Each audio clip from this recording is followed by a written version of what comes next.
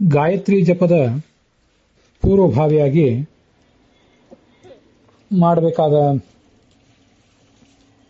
ಅಂಗನ್ಯಾಸ, ಕರನ್ಯಾಸ ಇತ್ಯಾದಿಗಳನ್ನು ನಾವೀಗ ನೋಡಬೇಕು.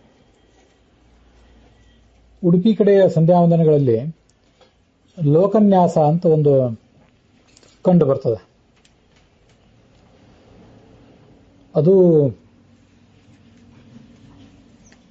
ಓಂ ಭೂಹು, ಓಂ ಭುವಃ, ಓಂ ಸ್ವಃ, ಓಂ ಮಹಃ, ಓಂ ಜನಃ, ಓಂ ತಪಃ, ಓಂ ಸತ್ಯಂ, ಓಂ ತತ್ಸವಿತುರ್ವರೆಣ್ಯಂ ಭರ್ಗೋ ದೇವಸ್ಯ ಧೀಮಹಿ ಧಿಯೋ ಯೋ ನಃ ಪ್ರಚೋದಯಾತ್, ಓಂ ಅಪೋ ಜ್ಯೋತಿ ರಸೋಮೃತಂ ಬ್ರಹ್ಮ ಭೂರ್ಭುವಸ್ವರೋಂ. ಇದು ವ್ಯಾಹೃತಿಗಳನ್ನು ಒಳಗೊಂಡಂಥದ್ದು ಮತ್ತು ಗಾಯತ್ರಿ ಮಂತ್ರವನ್ನು ಒಳಗೊಂಡಂಥದ್ದೇ. ಹಿಂದೆ ಪ್ರಾಣಾಯಾಮ ಮಾಡುವಾಗ, ಪ್ರಾಣಾಯಾಮದ ಕುರಿತು ಹೇಳುವಾಗ ಈ ಭೂ ಹೂ ಮೊದಲಾದ ವ್ಯಾಹೃತಿಗಳನ್ನು ಹೇಳಬೇಕಲ್ಲ, ಆಗ ಇವಕ್ಕೆಲ್ಲ ಅರ್ಥ ಏನು ಅಂತ ನಾವು ನೋಡಿದ್ದೇವೆ. ಅದನ್ನೇ ಈ ಲೋಕನ್ಯಾಸದಲ್ಲಿ ಬಳಸ್ಕೋತಾರೆ. ನ್ಯಾಸ ಅಂದ್ರೆ ಇಡುವುದು. ಪರಮಾತ್ಮನ ರೂಪಗಳನ್ನು ನಾವು ಯಾವುದೇ ಮಂತ್ರವನ್ನು ಜಪಿಸುವುದಕ್ಕಿಂತ ಮುಂಚೆ ನಮ್ಮ ಅಂಗಾಂಗಗಳಲ್ಲಿ, ಬೆರಳುಗಳಲ್ಲಿ ಇರಿಸಿಕೊಳ್ಳುವುದು. ಇದನ್ನೇ ಅಂಗನ್ಯಾಸ, ಕರನ್ಯಾಸ ಇತ್ಯಾದಿ ಶಬ್ದದಿಂದ ಹೇಳ್ತಾರೆ. ಅಂಥದ್ದೊಂದು ಲೋಕನ್ಯಾಸ ಅಂತಲೂ ಕೂಡ ಉಡುಪಿ ಕಡೆ ಸಂಧ್ಯಾವಂದನದಲ್ಲಿ ಕಂಡು ಬರ್ತದೆ. ಅದರ ಅರ್ಥವನ್ನು ಈಗಾಗಲೇ ನೋಡಿದ್ದೀವಿ. ಮುಂದೆ ಎರಡೂ ಕಡೆ ಸಂಧ್ಯಾವಂದನಗಳಲ್ಲಿ ಈ ಕರನ್ಯಾಸ ಮತ್ತು ಅಂಗನ್ಯಾಸದ ಕುರಿತಾದ ಒಂದೇನು ಆಚರಣೆ ಇದೆ, ಅದನ್ನ ಈಗ ಮುಂದೆ ನೋಡೋಣ. ಅಸ್ಯ ಶ್ರೀ ಗಾಯತ್ರಿ ಮಂತ್ರಸ್ಯ ವಿಶ್ವಾಮಿತ್ರ ಋಷಿ ಅಂತ ಹೀಗೆಲ್ಲ ಇದೆಲ್ಲರಿಗೂ ಸಮಾನವಾಗಿದೆ. ಗಾಯತ್ರಿ ಮಂತ್ರಕ್ಕೆ ವಿಶ್ವಾಮಿತ್ರನೇ ಋಷಿಯಾಗಿದ್ದಾನೆ. ಇದಕ್ಕೆ ದೈವಿ ಗಾಯತ್ರಿ ಅನ್ನೋದು ಛಂದಸ್ಸು. ಸೂರ್ಯನಲ್ಲಿ ಅಂತರ್ಗತನಾದಂತಹ ಪರಮಾತ್ಮನೇ ಇದರ ದೇವತೆ. ಇದು ಎಲ್ಲವೂ ಕೂಡ ಎಲ್ರಿಗೂ ಸಮಾನವಾದದ್ದೇ. ಯಜುರ್ವೇದದ ಸಂಧ್ಯಾವಂದನೆಯಲ್ಲಿ ಅದು ಘಟ್ಟದ ಮೇಲೆ ಆಯಾತು ವರದಾದೇವಿ ಇತ್ಯಾದಿ ಕೆಲವು ವಿಶಿಷ್ಟವಾದ ಮಂತ್ರಗಳು ಮಹಾನಾರಾಯಣ ಉಪನಿಷತ್ನಲ್ಲಿ ಬಂದದ್ದು, ಅವನ್ನು ಕೂಡ ಈ ಹಿಂದೆ ನೋಡಿ ಮುಗಿಸಿದ್ದೇವೆ. ಈಗ ಮೊದಲು ಕರನ್ಯಾಸ ಅದನ್ನು ಗಮನಿಸೋಣ. ತತ್ ಸವಿತು ಅಂಗುಷ್ಠಾಭ್ಯಾಂ ನಮಃ, ಸವಿತು ವರೇಣ್ಯಂ ಭರ್ಗೋ ದೇವಸ್ಯ ಧೀಮಹಿ. ಇದೆಲ್ಲ ಗಾಯತ್ರಿ ಮಂತ್ರದಲ್ಲಿರುವಂತಹ ಕೆಲವು ಪದಗಳು. ಆ ಪದಗಳನ್ನೇ ಉಪಯೋಗ ಮಾಡಿಕೊಂಡು ಈ ಕರನ್ಯಾಸವನ್ನ ಮಾಡಬೇಕು. ಸವಿತು ವರೇಣ್ಯಂ ಇತ್ಯಾದಿ ಶಬ್ದಗಳಿಗೆ ಈಗ ನಾನೇನು ಅರ್ಥವನ್ನ ಹೇಳೋದಿಲ್ಲ, ಅವೆಲ್ಲ ಹಿಂದೆ ಅರ್ಥ ಬಂದದ್ದೇ. ಅಲ್ಲಿ ಅಂಗುಷ್ಠ ಮೊದಲಾದ ಕೆಲವು ಶಬ್ದಗಳೇನಿವೆ ಅವಕ್ಕೆ ಮಾತ್ರ ಈಗ ಅರ್ಥವನ್ನು ನಾವು ನೋಡಬೇಕು. ಅಂಗುಷ್ಠ ಅಂದ್ರೆ ಹೆಬ್ಬೆರಳು. ಎರಡೂ ಹೆಬ್ಬೆರಳುಗಳಲ್ಲಿ ಭಗವಂತನ ರೂಪವನ್ನು ಚಿಂತಿಸಬೇಕು. ತತ್ ಸವಿತು ಅಂತ ಹೇಳಿ ಅಂಗುಷ್ಠಾಭ್ಯಾಂ ನಮಃ ಅಂತ ಎರಡು ಹೆಬ್ಬೆರಳುಗಳನ್ನ ಆ ತೋರ್ ಬೆರಳಿನಿಂದ ನಾವು ಸ್ಪರ್ಶಿಸ್ತೇವೆ. ಅಲ್ಲಿ ಅಂಗುಷ್ಠ ಎಂಬ ಶಬ್ದದಿಂದ ಅಂಗುಷ್ಠಾಭ್ಯಾಂ ನಮಃ ಅಂತ ಹೇಳ್ತೇವಲ್ಲ, ಅಂಗುಷ್ಠದಲ್ಲಿ ಅಂತರ್ಗತನಾದ ಪರಮಾತ್ಮನಿಗೆ ನಮಸ್ಕಾರ ಅಂತ ಅರ್ಥ. ಇದು ಸಾಮಾನ್ಯವಾದ ಅರ್ಥನೇ. ಆ ಅಂಗುಷ್ಠ ಶಬ್ದದಿಂದ ಅವನು ಹೇಗೆ ವಾಚ್ಯ ಅಂತ ಅನ್ನೋದನ್ನ ಮೊದಲು ಗಮನಿಸಬೇಕು.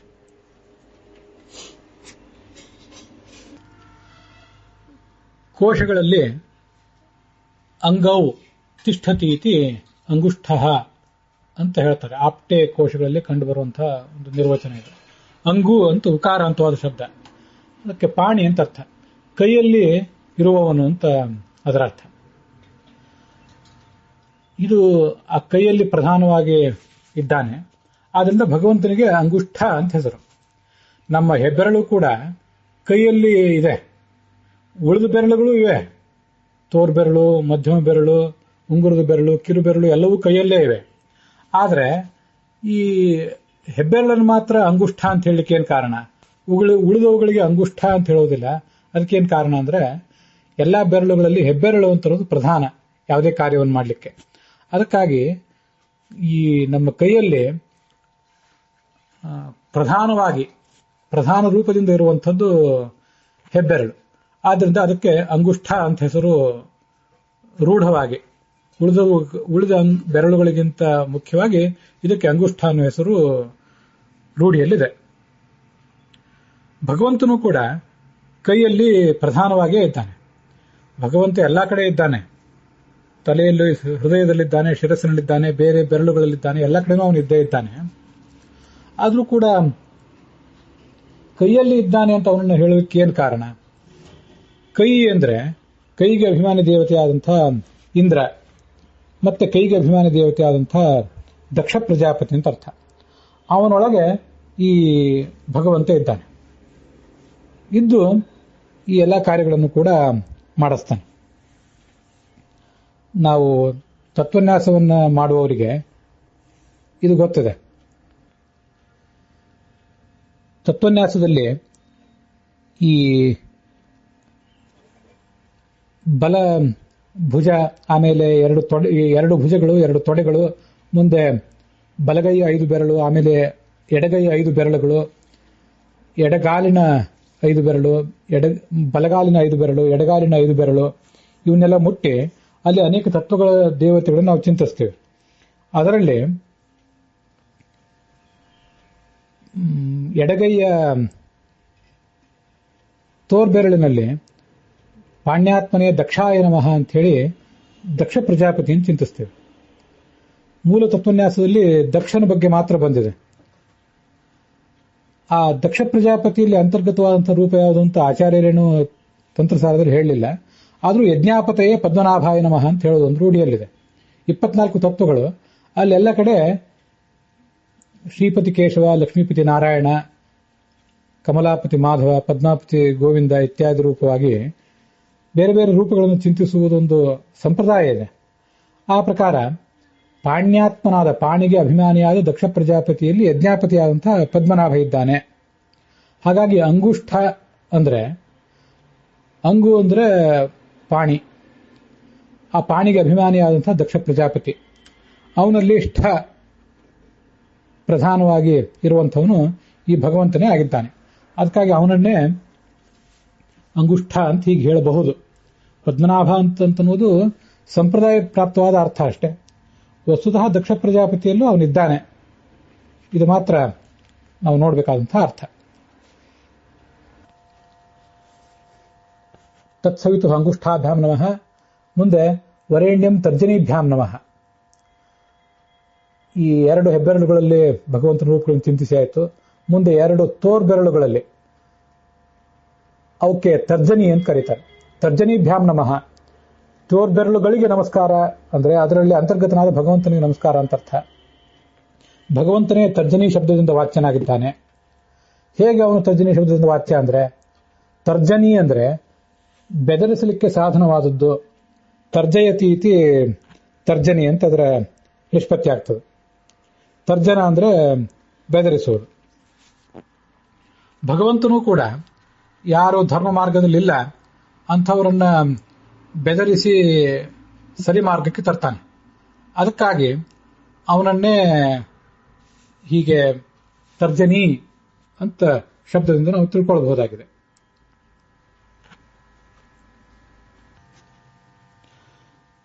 ಎಲ್ಲ ಪುಲ್ಲಿಂಗ ಶಬ್ದಗಳು, ಸ್ತ್ರೀಲಿಂಗ ಶಬ್ದಗಳು ಅವನನ್ನೇ ಹೇಳ್ತವೆ. ಸ್ತ್ರೀ ಶಬ್ದಾಹ ಅಪಿ ತಸ್ಮಿನ್ನೇವ ಇತ್ಯಾಹ. ಬ್ರಹ್ಮಸೂತ್ರ ಭಾಷ್ಯದ ಪ್ರಕೃತಿ ಅಧಿಕರಣ ಇದು.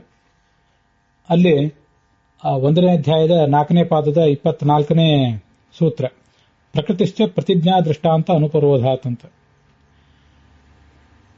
ಸರ್ವಾಣಿ ಹಂತ ಏತಮೇವ ಪುರುಷಂ ಸರ್ವಾಣಿ ನಾಮಾನಿ ಅಭಿವದಂತಿ ಯಥಾ ನದ್ಯಃ ಸಿಂಧಮಾನಾಃ ಸಮುದ್ರಾಯಣಾಃ ಸಮುದ್ರಂ ಅಭಿವಿಶಂತಿ ಏವಮೇವ ಏತಾನಿ ನಾಮಾನಿ ಸರ್ವಾಣಿ ಪುರುಷಂ ಅಭಿವಿಶಂತಿ. ಎಲ್ಲ ಹೆಸರುಗಳು ಕೂಡ ಭಗವಂತನನ್ನೇ ವರ್ಣಿಸ್ತವೆ. ಎಲ್ಲ ನದಿಗಳು ಕೂಡ ಸಮುದ್ರವನ್ನೇ ಹೇಗೆ ಹೋಗಿ ಸೇರ್ತಾವೋ ಹಾಗೆ ಎಲ್ಲಾ ಶಬ್ದಗಳು ಅವನನ್ನೇ ಹೇಳುವುದರಿಂದ ಈ ತರ್ಜನಿ ಮೊದಲಾದ ಸ್ತ್ರೀಲಿಂಗ ಶಬ್ದಗಳು ಕೂಡ ಅವನನ್ನೇ ಹೇಳ್ತವೆ ಅಂತ ನಾವು ತಿಳ್ಕೊಳ್ಬೇಕು. ಹೀಗೆ ಅಧಾರ್ಮಿಕರನ್ನ ಬೆದರಿಸುವುದರಿಂದ ಆ ಭಗವಂತನೇ ತರ್ಜನಿ, ಅವನಿಗೆ ನಮಸ್ಕಾರ ಅಂತ ಅರ್ಥ. ಮುಂದೆ ಭರ್ಗೋದೇವಸ್ಯ ಮಧ್ಯಮಾಭ್ಯಾಂ ನಮಃ. ಮಧ್ಯಮ ಅಂದ್ರೆ ನಡುಬೆರಳು. ಮಧ್ಯಮ ಅಂತ ಹೆಸರು ಹೇಳುವಂತೆ ಮಧ್ಯದಲ್ಲಿ ತಿಳಿಯಲ್ಪಡುವಂಥದ್ದು. 5 ಬೆರಳುಗಳಲ್ಲಿ ಆ ಕಡೆ 2 ಬೆರಳು, ಈ ಕಡೆ 2 ಬೆರಳುಗಳಿವೆ, ನಡುವೆ ಈ ಮಧ್ಯಮ ಅನ್ನೋ ಬೆರಳಿದೆ. ನಮಗಿದೆಲ್ಲ ಗೊತ್ತಿದೆ. ಅಲ್ಲಿ ಮಧ್ಯೆ ನೀಯತೆ, ಮಧ್ಯದಲ್ಲಿ ತಿಳಿಯಲ್ಪಡುತ್ತದೆ ಅಂತ ಹೀಗೆ ಅದಕ್ಕೆ ಅರ್ಥ. ಭಗವಂತನಿಗೆ ಇದು ಮಧ್ಯಮ ಅನ್ನೋದು ಹೇಗೆ? ಭಗವಂತನು ಕೂಡ ಶಾಸ್ತ್ರದ ಮಧ್ಯದಲ್ಲಿ, ಶಾಸ್ತ್ರದ ಮಧ್ಯ ಅಂತಂದ್ರೆ ನಟ್ಟ ನಡುವೆ ಅಂತ ಅರ್ಥ ಅಲ್ಲ. ಆದಾವಂತೇಚ ಮಧ್ಯೇಚ ವಿಷ್ಣು ಸರ್ವತ್ರ ಗೀಯತೆ. ಶಾಸ್ತ್ರದಲ್ಲಿ ಆದಿಭಾಗದಲ್ಲಿ ಅಂತ್ಯಭಾಗದಲ್ಲಿ ಎಲ್ಲಾ ಕಡೆನೂ ಕೂಡ ಅವನೇ ಪ್ರತಿಪಾದ್ಯನಾಗಿದ್ದಾನೆ. ಆದ್ರಿಂದ ಮಧ್ಯದಲ್ಲೂ ಅವನೇ ಪ್ರತಿಪಾದ್ಯನಾಗಿದ್ದಾನೆ. ಆದ್ರೆ ಇಲ್ಲಿ ಮಧ್ಯ ಅಂದ್ರೆ ಶಾಸ್ತ್ರದ ಮಧ್ಯಭಾಗ ಅಂತ ಅರ್ಥ ಏನೂ ಅಲ್ಲ. ಇಲ್ಲಿ ಮಧ್ಯಭಾಗ ಅಂತಂದ್ರೆ ಶಾಸ್ತ್ರದ ಅಂತರ್ಗತವಾದ, ಶಾಸ್ತ್ರದ ರಹಸ್ಯವಾದಂತಹ ಅಭಿಪ್ರಾಯವನ್ನು ಹೇಳುವಂತಹ ಭಾಗ ಅಂತ ಅಭಿಪ್ರಾಯ. ಹೀಗೆ ಮಧ್ಯ ಅಂತನ್ನುವುದು ಸೆಂಟರ್, ನಡುವೆ ಅನ್ನೋ ಅರ್ಥವನ್ನು ಹೇಳ್ತದೆ, ಇಲ್ಲ ಅಂತಲ್ಲ. ಅದಲ್ಲದೆ ನಿಗೂಢವಾದದ್ದು, ಅದರ ಅಂತರಂಗ ಅನ್ನೋ ಅರ್ಥವನ್ನು ಮಧ್ಯಮ ಅನ್ನೋ ಶಬ್ದ ಹೇಳ್ತದೆ.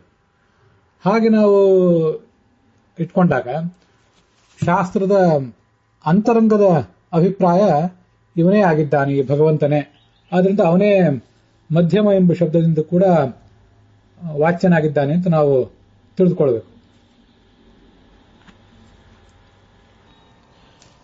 ಹೀಗೆ ಮಧ್ಯೆ ಅಂದ್ರೆ ಶಾಸ್ತ್ರದ ರಹಸ್ಯವಾದ ಅಭಿಪ್ರಾಯದಲ್ಲಿ ನೀಯತೆ ವಿಷಯೀಕರಿಸಲ್ಪಟ್ಟಿದ್ದಾನೆ. ಶಾಸ್ತ್ರದ ರಹಸ್ಯವಾದ ಅಭಿಪ್ರಾಯಕ್ಕೆ ಈತ ವಾಚ್ಯನಾಗಿದ್ದಾನೆ ಅಂತ ಅದರ ಅಭಿಪ್ರಾಯ.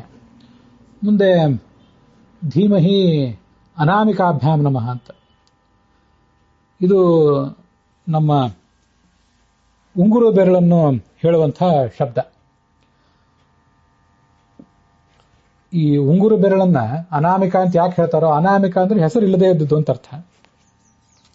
ಅನಾಮಿಕ ಎನ್ನುವ ಹೆಸರು ಆ ಶಬ್ದಕ್ಕೆ, ಆ ಒಂದು ಉಂಗುರು ಬೆರಳಿಗೆ ಯಾಕೆ ಬಂದಿದೆಯೋ ಅದನ್ನು ನಾವು ತಿಳ್ಕೊಳ್ಳೋದು ಕಷ್ಟ. ಆದರೆ ಭಗವಂತನಿಗೆ ಮಾತ್ರ ಈ ಅನಾಮಿಕ ಎಂಬ ಹೆಸರು ತುಂಬಾ ಸುಂದರವಾಗಿ ಹೊಂದುತ್ತದೆ. ಅದಕ್ಕೆ ಕಾರಣ ಏನು? ಭಗವಂತ ಅನಾಮ ಅಂದ್ರೆ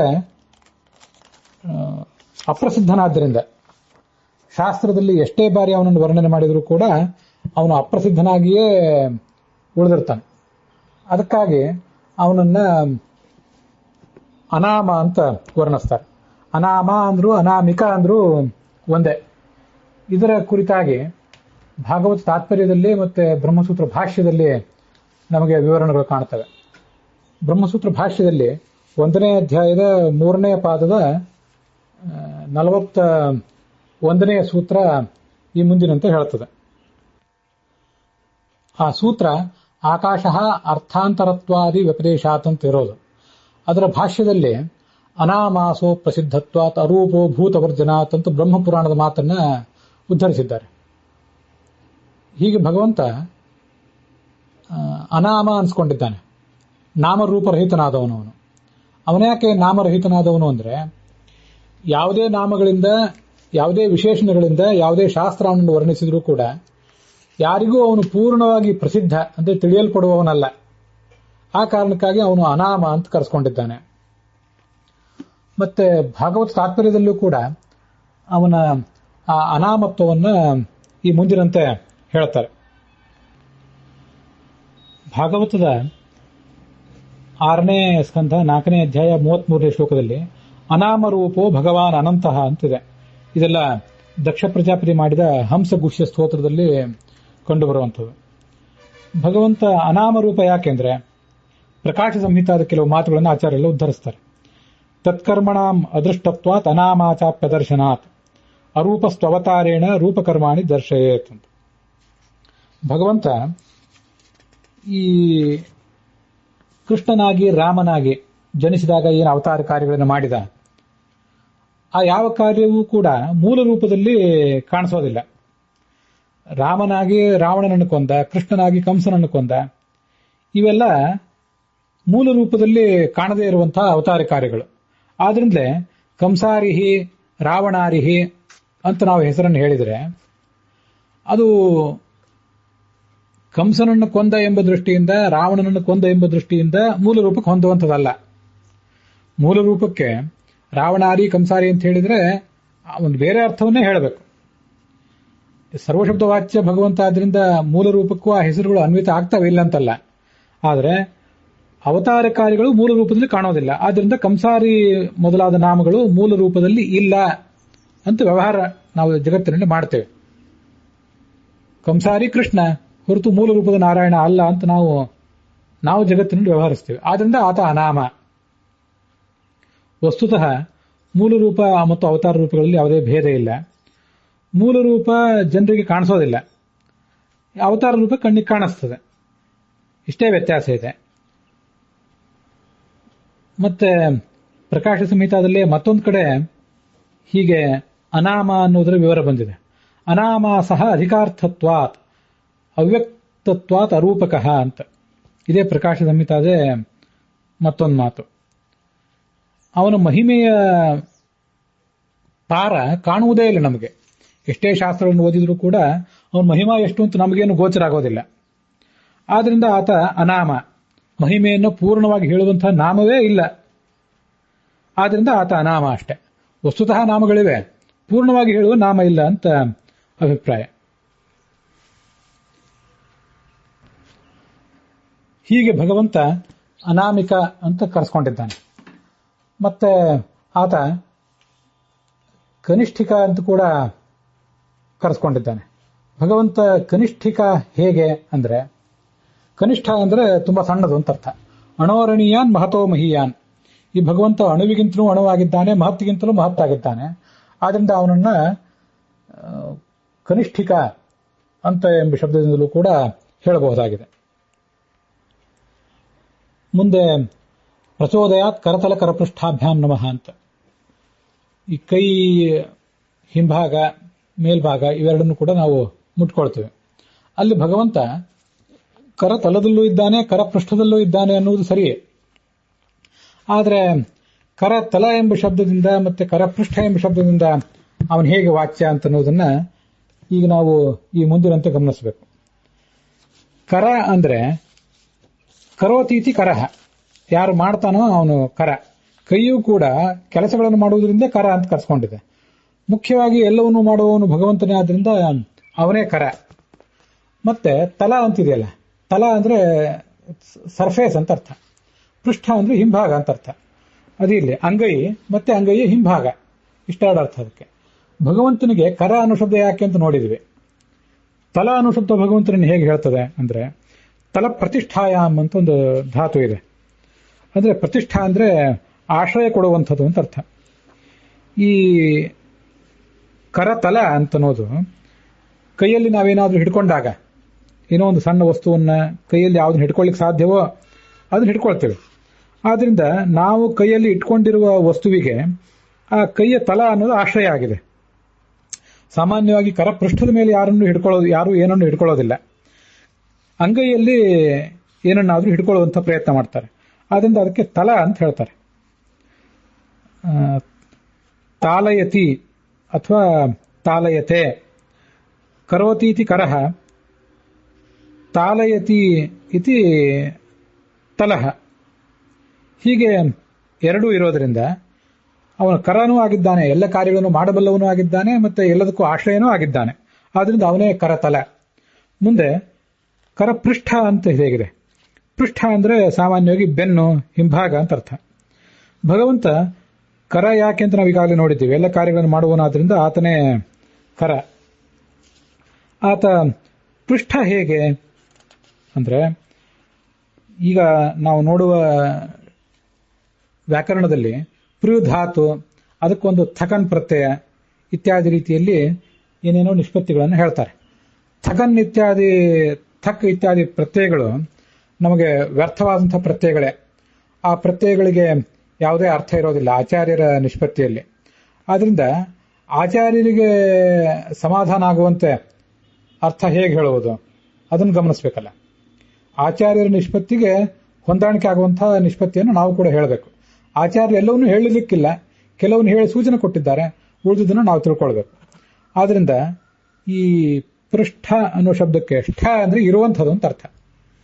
ಥಕ ಇತ್ಯಾದಿ ಪ್ರತ್ಯಯಗಳು ಯಾವುದು ನಮಗೆ ಬೇಡ, ಇರುವಂಥದ್ದು. ಹಾಗಾದ್ರೆ ಪೃ ಅಂದ್ರೆ ಏನು?